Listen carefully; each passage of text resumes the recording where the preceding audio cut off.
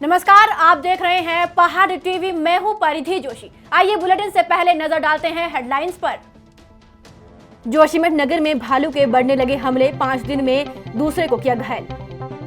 आज उत्तराखंड पहुंचेंगे भाजपा के राष्ट्रीय अध्यक्ष जेपी नड्डा, 11 बैठकों में लेंगे हिस्सा। 11 सूत्री मांगों को लेकर जारी रहा धरना प्रदर्शन, 2 महिलाएं हुई बेहोश।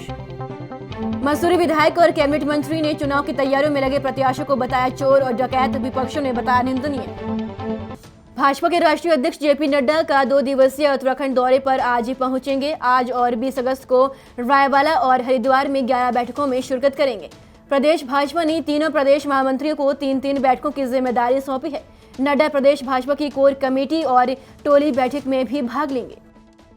अफगानिस्तान में तालिबानों का कब्जा होने के बाद हजारों भारतीय अफगानिस्तान में फंस गए हैं। किरण क्षेत्र के पति और भारतीय सेना के सेवानिवृत्त जवान जो उत्तराखंड निवासी है, वो भी अफगानिस्तान में फंसे हुए हैं और भारत सरकार से मदद के लिए आग्रह कर रहे हैं। मुख्यमंत्री कार्यालय ने काबुल में फंसे लोगों के परिजनों से संपर्क किया और हर संभव मदद का भरोसा दिया है। मेरा नाम कंचन है और मैं उत्तराखंड से हूँ और मेरे हस्बैंड यहाँ से अफगानिस्तान काबुल पे जॉब के लिए गए थे और इनके साथ 5 लोग भी गए थे। 27 जुलाई को गए थे और उसके बाद वहाँ पे काफ़ी दहशत का मामला, जब तालिबानियों ने वहाँ पे इतना दहशत फैला रखा है, पूरा कब्जा कर लिया है, तो मेरे हस्बैंड के अलावा जब वो लोग वहाँ पे जॉब के लिए गए तो उनके अलावा वहाँ पे 120 उत्तराखंडी और उसके अलावा इंडिया के काफ़ी लोग वहाँ पे इंडियन आर्मी से रिटायर्ड होकर वहाँ जॉब कर रहे हैं, जो अभी वहाँ फंसे हुए हैं। और उत्तराखंड से 120 लोग वहाँ पे अभी फंसे हुए हैं, उनको निकाला नहीं जा रहा है, उनको कोई सिक्योर नहीं किया जा रहा है, कोई सिक्योरिटी नहीं दी जा रही है, ना कोई इन्फॉर्मेशन दिया जा रहा है। सो आप मुझे सरकार से ये विनती है हाथ जोड़ के कि कृपया करके, मेरे को सरकार से विनती है कि कृपया करके हमारे हस्बैंड को, मतलब हमारे फैमिली, हम लोग जितने भी इंडियन फैमिलीज जो भी गई हुई है, उनके हस्बैंड्स को जल्दी से जल्दी उन्हें घर भेजा जाए, क्योंकि हम लोग सब बहुत परेशान हैं। सो प्लीज़ आप लोगों से ये विनती है। सीएम धामी रक्षाबंधन के मौके पर आंगनबाड़ी और आशा कार्यकर्ताओं को तोहफा देने वाले हैं। सीएम धामी ने आंगनबाड़ी और आशा कार्यकर्ताओं को 1000 रुपए सम्मान राशि देने का ऐलान किया है। उन्होंने विभागीय अफसरों को रक्षाबंधन के अवसर पर प्रत्येक आंगनबाड़ी और आशा कार्यकर्ताओं को 1000 रुपए की अतिरिक्त सम्मान राशि उपलब्ध कराने के निर्देश दिए हैं। इससे राज्य भर में लगभग 43,000 महिलाओं को फायदा मिलेगा। यूपीएससी द्वारा आयोजित होने वाली राष्ट्रीय रक्षा अकादमी एनडीए की परीक्षा में अब लड़कियां भी हिस्सा ले सकेंगी। सुप्रीम कोर्ट द्वारा इस हेतु आदेश पारित किया गया है। 5 सितंबर को होने वाली एनडीए की परीक्षा में अब लड़कियां भी शामिल हो सकेंगी। यह महिला सशक्तिकरण का बड़ा कदम है। उत्तराखंड के युवाओं को रोजगार देने के लिए मुख्यमंत्री पुष्कर सिंह धामी ने एक और पैकेज ऐलान किया है। मुख्यमंत्री ने कोरोना काल में प्रभावित होने के कारण 118 करोड़ 33 लाख रुपए की धनराशि का राहत पैकेज देने की घोषणा की है। कोविड-19 पैंडेमिक के बीच धामी सरकार रोजगार को बूस्ट देने के लिए 118 करोड़ 33 लाख रुपए के पैकेज का ऐलान किया है। सरकार एक और राहत पैकेज की घोषणा जल्द कर सकती है। इससे प्रदेश में 7,54,984 लोगों को लाभ मिलेगा। जोशीमठ नगर क्षेत्र में एक बार फिर से हिंसक भालुओं का आतंक शुरू हो गया है। 5वें दिन में नगर में भालू ने दूसरे व्यक्ति को अपना निशाना बनाया है। जोशीमठ नगर के रविग्राम वार्ड के गैस गोदाम मोहल्ले का रहने वाला 36 वर्षीय रमेश डिमरी अपने खेतों में गाय चुगा रहा था कि लगभग 10:30 बजे घात लगाए भालू ने उसे गंभीर रूप से घायल कर दिया। युवक के सिर, आंख, हाथ पैर में गंभीर चोटें आई हैं। युवक का प्राथमिक उपचार करने वाले सीएससी जोशीमठ के चिकित्सक डॉक्टर राजीव गर्ग ने बताया कि युवक को 15 टाँके लगे हैं और उपचार के लिए जिला चिकित्सालय रेफर कर दिया गया है। युवक का हालचाल देखने सीएससी पहुंची वन क्षेत्राधिकारी चेतना कांडपाल को स्थानीय लोगों के गुस्से से 2-4 होना पड़ा। देखिए, आज ये 4 दिन में दूसरा केस है। आज ठीक 10 बजे ये निर्धन बच्चा जंगल की तरफ निकल रहा था, घर से निकल रहा था और भालू ने इस पर अटैक कर दिया। मैं इसमें दोष जंगलात विभाग को भी नहीं देख सकता हूं, क्योंकि हमारा प्रशासन ही सोया हुआ है। अगर प्रशासन चाहे तो इसको सुसाइड का ऑर्डर दे सकता है, लेकिन नहीं। हमारे मुख्यमंत्री जी फिर दोबारा सांसद बन गए, उनको भी क्षेत्रीय कोई चिंता नहीं है। विधायक जी को तो बिल्कुल हम लोग उनको बद्रीनाथ की उपाधि दे चुके हैं, क्योंकि वो सिर्फ वोट के लिए अपने क्षेत्र में आते हैं। वैसे कैद अनुसार जबकि 2 केस हो गया था, विधायक जी को संपत्ति देने हॉस्पिटल में आना चाहिए था, लेकिन नहीं। और रेंज ऑफिस से 10,000 में ये निर्धन, जबकि इसके सर में आंख डैमेज हो चुकी है और सिर्फ 10,000 रुपया, इससे क्या होगा? इनके पास खाने के पैसे भी नहीं है। तो आप देख ही रहे होंगे, दूसरा हमला है। इससे पहले अभी एक महिला पे अटैक किया गया था, उनकी भी बड़ी बुरी स्थिति है। और आज एक युवा लड़के को भी भालू ने अटैक से घायल किया हुआ है, जिसके सर पे काफ़ी टाँके लगे हैं।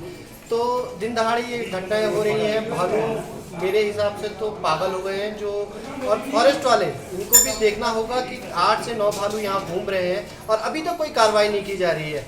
इनका कहना ये है अधिकारियों का कि इसमें कोई लॉ नहीं है, तो ये मतलब शहर में इनको बाजार में छोड़ दिया जाए और ये लोगों को मारते रहे, इसमें कोई कानून चलेगा नहीं। ये बहुत ही बुरी स्थिति हो गई है शहर की, और अब जंगल बन गए हैं शहर, और दिन दहाड़े जिस प्रकार से भालू अटैक कर रहा है, ये सोचनीय विषय हो गया। और हमारा यही कहना है कि फॉरेस्ट वालों को जो मुआवजा है वो बढ़ाना होगा। आज 10,000 रुपये की एक भीख पकड़ा के इन्होंने दिखा दिया है कि ये किस प्रकार। उत्तराखंड में बारिश की वजह से बंद सड़कों को समय पर खोलने के लिए अधिशासी अभियंता को अब इजाजत नहीं लेनी होगी। एचओडी को सड़क के फोटो भेजने के बाद सड़क खोलने का काम शुरू किया जा सकेगा। सरकार की ओर से इसके लिए एसओपी जारी की गई है। दून मेडिकल कॉलेज में समायोजन को लेकर संविदा कर्मचारियों का आंदोलन शुरू हो गया है। आपको बता दें कि वर्षों से संविदा पर काम कर रहे कर्मचारियों का कहना है कि विभाग में उनका चयन पूरी प्रक्रिया के तहत सभी भर्ती मानकों को ध्यान में रखते हुए हुआ है। ऐसे में उन्हें विभाग में 5 वर्ष भी पूरे हो चुके हैं। उन्होंने सरकार से मांग की है कि जल्द उन्हें समायोजित किया जाए। मंगलवार को भाद्रपद संक्रांति को दयार बुग्याल में पारंपरिक अटूडी उत्सव बटर फेस्टिवल का आयोजन किया गया। ग्रामीणों ने लोक देवताओं की पूजा कर मक्खन मठा की होली खेली। कोरोना संकट के चलते इस बार दयाल बुग्याल में स्थानीय ग्रामीणों द्वारा बेहद सूक्ष्म में बटर फेस्टिवल का आयोजन किया। वाहन दस्तावेजों की जांच के साथ ही मास्क न होने पर मास्क के प्रति जागरूक कर मास्क वितरण भी तहसीलदार और बैजनाथ पुलिस द्वारा संयुक्त रूप से किया जा रहा है। तहसीलदार तितिशा जोशी ने कहा कि बैजनाथ पुलिस के साथ संयुक्त रूप से चेकिंग अभियान कर वाहन दस्तावेजों की जांच के साथ ही कोरोना की तीसरी लहर को देखते हुए सामाजिक दूरी और मास्क के प्रति जागरूक किया जा रहा है। 11 सूत्री मांगों को लेकर धरना देती 2 आशाएं। माला आशा बेहोश हो गई। कांग्रेस के महासचिव हरीश पनेरू ने बेहोश आशाओं का हालचाल जाना। आशाओं ने सरकार पर सीधा निशाना साधा है। कहा कि आशाओं की मांग पूरी नहीं की गई तो सरकारी दफ्तरों का घेराव करेंगे। जो लक्ष्य नहीं है वो नाराज हो जाएंगी तो निश्चित रूप से ये प्रदेश के लिए अच्छा संकेत नहीं होगा। इसलिए मैं आपके चैनल के माध्यम से प्रदेश के मुख्यमंत्री जी से कहना चाहता हूँ कि आशा की मांग को तत्काल पूरा करें, कि वो हमारी आशाओं की जो 13,000 आशाएं जो धरना प्रदर्शन पे बैठी है उनकी मांगे पूरी करें।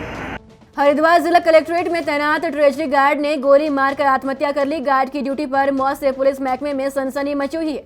मृतक कांस्टेबल 50 वर्षीय सुनील कुमार उत्तर प्रदेश के फिरोजाबाद का रहने वाला था। कुछ ही दिनों पहले कांस्टेबल के बेटे का रोड एक्सीडेंट हुआ था। तब से सुनील कुमार काफी तनाव में चल रहा था। कलेक्ट्रेट ट्रेजरी में नाइट ड्यूटी में तैनात सुनील कुमार ने सुबह करीब 9 बजे सरकारी 303 राइफल से खुद को गोली मार दी। देखिए अराउंड ये 9 बजे के समय पर ये सूचना आई थी कि हमारा एक कांस्टेबल एपी है जो इस वक्त ट्रेजरी गार्ड रोशनाबाद में कार्यरत है, वो मृत पाए गए थे। तो उसी में अभी चेक किया गया है। सभी ने एसएसपी सर के साथ सभी उच्च अधिकारी यहाँ पे घटनास्थल पे आके निरीक्षण वगैरह किया गया। तो अग्रिम कार्रवाई की जा रही है, बाकी जैसे भी फैक्ट्स आएंगे। क्या कुछ कारणों का पता लगा? क्या कारण? नहीं, अभी कोई ऐसे कारणों का पता नहीं चल रहा है, क्योंकि अभी 1 घंटा भी नहीं हुआ इस घटना को। तो वही पूरे चेकिंग करवा रहे हैं और जानकारी ले रहे हैं। उधम सिंह नगर उत्तराखंड राजकीय बालिका इंटर कॉलेज किच्छा उधम सिंह नगर में लगभग 2,500 छात्राएं विभिन्न पाठ्यक्रमों के माध्यम से शिक्षा ग्रहण कर रही है। वर्तमान समय में उक्त बालिका इंटर कॉलेज को सीबीएसई पैटर्न पर चलाने का आदेश पारित हुआ है। सीबीएसई पैटर्न पर उक्त बालिका इंटर कॉलेज में पढ़ने वाली छात्र छात्राएं सीबीएसई पैटर्न से शिक्षा ग्रहण करने में असमर्थ है, क्योंकि उक्त इंटर कॉलेज में बहुत ही गरीब तबके की छात्र छात्राएं शिक्षा ग्रहण कर रही है, जिससे उनके ऊपर फीस लगभग 3,000 अधिकतर भार पड़ेगा, जिसे वहन करने में वह असमर्थ है। इसके साथ अधिकतर छात्र छात्राएं सीबीएसई पैटर्न से पढ़ने में परेशानी महसूस कर रही है। उत्तराखंड बोर्ड से ही पढ़ने में सुविधा मानती है, इसलिए जनहित को ध्यान में रखते हुए इंटर कॉलेज में सीबीएसई के साथ साथ उत्तराखंड बोर्ड से भी पढ़ाई जारी रखने के आदेश पारित करवाने की मांग की गई है। गंगोत्री धाम में देवस्थानम बोर्ड को लेकर तीर्थ पुरोहितों का धरना 68वें दिन और क्रमिक अनशन 48वें दिन जारी रहा। इस अवसर पर तीर्थ पुरोहितों ने कहा कि जब तक ये काला कानून खत्म नहीं किया जाता, धरना प्रदर्शन जारी रहेगा। जय बाबा केदारनाथ। 1 मास मैंने यहाँ समय व्यतीत किया केदारनाथ धाम में, और पूरा देश और विश्व कोरोना महामारी से गुजर रहा है। ऐसे समय में लॉकडाउन चल रहा है उत्तराखंड में और चारों धाम की यात्रा बंद है। तो जो मैंने यहाँ समझा है कि जो यहाँ के लोगों की जीविका है वो बाधित हो रही है, और बाबा से मेरी ये प्रार्थना है कि बाबा लोगों के कष्ट जो हैं, जो जीविका है, उसके मार्ग खोलें। और यहाँ आ कर के जो एक तो ये दिव्य स्थल है ही है, योगियों की तपस्थली है, बाबा साक्षात यहाँ भगवान शिव विराजमान हैं। बस अनुभव की आवश्यकता है। कोई जब नेत्र बंद करेगा, उनको दिल से ध्यानेगा, अंतरात्मा से ध्यान करेगा, तो बाबा के महसूस करेगा कि बाबा यहाँ विद्यमान है। लेकिन मेरा ये मानना है कि जो सनातन परंपरा को बनाए रखने वाले जो तीर्थ पुरोहित हैं यहाँ पर, तीर्थ पुरोहितों के लिए भी सरकार सोचे यहाँ पर। हरिद्वार में श्री परशुराम अखाड़े के अध्यक्ष पंडित अधीर कौशिक द्वारा सनातन धर्म की विलुप्त होती जा रही शस्त्र विद्या को पुनर्जीवन देने का काम शुरू कर दिया गया है। इस पौराणिक शस्त्र विद्या को सीखने के लिए 7 वर्ष और उससे अधिक होना आवश्यक है। यह शस्त्र विद्या बच्चों, स्त्री और पुरुष सभी वर्गों के लिए निःशुल्क प्रदान की जा रही है। मसूरी में भाजपा द्वारा आयोजित रक्षाबंधन समारोह में मसूरी विधायक और कैबिनेट मंत्री गणेश जोशी ने मसूरी में चुनाव लड़ने वाले प्रत्याशियों को चोर डकैत की संज्ञा दे डाली। मंच से भाषण मंत्री गणेश जोशी ने कहा कि मसूरी में बरसाती मेंढकों की तरह चुनाव प्रत्याशी आ रही हैं। कैबिनेट मंत्री के बयान की सभी राजनीतिक दलों और सामाजिक कार्यकर्ताओं ने घोर निंदा की है और कहा कि गणेश जोशी सत्ता के नशे में इतने चूर हो गए कि उन्हें सभी प्रत्याशी चोर और डकैत नजर आ रहे हैं। पूर्व मुख्यमंत्री हरीश रावत ने सिर पर चुटकी लेते हुए कहा कि सत्ता की बागडोर ऐसे लोगों के हाथ में आ गई है जिन्हें अपने प्रतिद्वंदी कीड़े मकोड़े नजर आ रहे हैं। ये जो डकैत जो घूम रहे हैं ना आपके यहाँ, घूम रहे नहीं घूम रहे, चलता जसोदा घूम रहे ना, आज तक डकैत घूम रहे हैं डकैती डालने के लिए, क्या यहाँ पे डाका डाले, और ऐसे डकैत अगर यहाँ पर आएंगे तो क्या करोगे आप लोग? क्या बोलोगे? क्या बोलोगे? क्या बोलोगे बताओ? हैं? जोर से बोलो। वो डकैत अगर यहाँ पर आएंगे, बोला डकैतों के लिए कोई जगह नहीं है, यहाँ तो हमारा भाई विधायक है, हमारा भाई मंत्री है, डकैतों के लिए कोई जगह यहाँ पर नहीं है। वीडियो देखने के बाद मैं बहुत दुख महसूस कर रहा हूँ कि हमारे राज्य का संचालन ऐसे लोगों के हाथ में है जो अपने राजनीतिक विरोधियों को कीड़े मकोड़े की तरीके से देखते हैं, उससे भी बदतर तरीके से देखते हैं और इस तरीके के घटिया संबोधन करते हैं। ये बहुत दुखद है, बहुत दुखद है, बहुत तकलीफदायक है। यदि यही संस्कृति है तो फिर संसदीय लोकतंत्र और लोकतंत्र दोनों खतरे में है। उत्तराखंड के लिए हमारे जो पहाड़ी बहुमूल्य क्षेत्र है उसके लिए बड़ा दुर्भाग्यपूर्ण की बात है कि एक विधायक को ये शोभा नहीं देता कि चोर डकैत बोलना, पर उसमें देखा जाए तो उसमें बुरा मानने वाली बात भी नहीं, क्योंकि उनके पूर्व मुख्यमंत्री हमारे त्रिवेंद्र सिंह रावत जी ने भी ये बयान कर दिया अनुभवहीन है। और जो अनुभवहीन होता है भाई साहब, जिसने घोड़े की टांग दृढ़ता से तोड़ी हो, तो उसमें जो उसने बोला हमें बुरा भी नहीं लगा, क्योंकि चोर डकैत खुद ही है। गंगोलीहाट के मडकनाली से सुरखाल पाठक तक सड़क की मांग को लेकर ग्रामीण सड़क पर उतर आए। बेलपट्टी क्षेत्र की 10 ग्राम पंचायतों के हजारों पुरुषों और महिलाएं गंगोलीहाट तहसील मुख्यालय पहुंची, जहां पिछले 1.5 महीने से सड़क की मांग को लेकर आंदोलन में बैठने के बाद भी सड़क मांग पूरी नहीं होने से गुस्साए ग्रामीणों ने नगर से लेकर तहसील कार्यालय तक जुलूस निकालकर विरोध जताया और सरकार के खिलाफ जमकर नारेबाजी की। नगर निगम रुड़की के मेयर गौरव गोयल की एक और हरकत सामने आई है। 15 अगस्त की देर रात मेयर अपने कुछ लोगों के साथ नगर निगम के अकाउंटेंट गिरधर गोपाल के रामनगर इंडस्ट्रीज एरिया स्थित आवास पर पहुंचे थे। हालांकि उस समय गिरधर गोपाल का परिवार घर पर मौजूद नहीं था। उनके घर के ऊपर किराए पर रहने वाली एक महिला ने मेयर गौरव का घर पर आने का एक वीडियो बनाया, जिसमें मेयर गौरव गोयल कर्मचारी घर पूछ रहे हैं और किराएदार महिला को ही नीचे बुलाते हुए दिखाई और सुनाई दे रहे हैं। झंडा ध्वजारोहण के बाद प्रशस्ति पत्र दिए जाने थे, जब मेरा नंबर आया तो मैं प्रशस्ति पत्र लेने गया, जिसमें महापौर महोदय द्वारा कहा गया कि आप इस लायक नहीं हो, फिर भी ले लो। जिससे मेरा अपमान हुआ। तो फिर उसके बाद फिर रात को करीब 10, सवा 10 या 10:30 के करीब वो मेरे घर पर आए। मेरा स्वास्थ्य खराब था तो मैं अपने परिवार के साथ हॉस्पिटल गया था। तो ऊपर के मकान में जो रहते हैं उनसे उन्होंने जानकारी प्राप्त करी, तो उनकी लड़की ने एक वीडियो बनाई जिसमें मुझे एक निगम की गाड़ी जिसमें मेयर लिखा हुआ है, उसमें सीसीटीवी में कैमरे पे देखा मैंने, उसमें 4-5 लोग बैठे हैं, एक बुलेट पे 2 लोग आए। तो मुझे तो ये अंदेशा है कि मुझे जान माल का खतरा है। अच्छा का मैं नहीं बता सकता, लेकिन मुझे जान का अपने परिवार की सुरक्षा का खतरा है।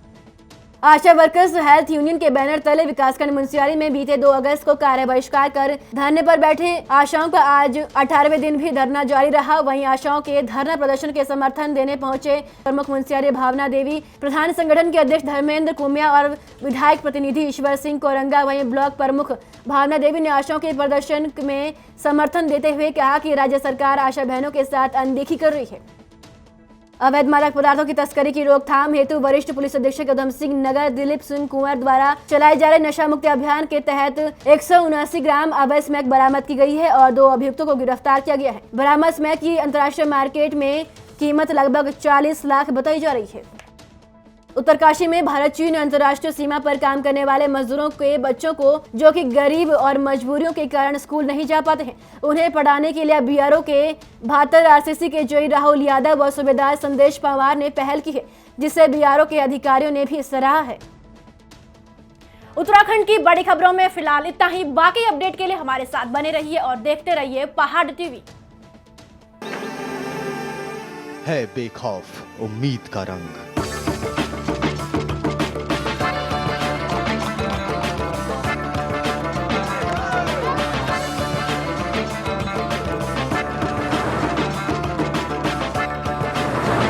है आस्था भी।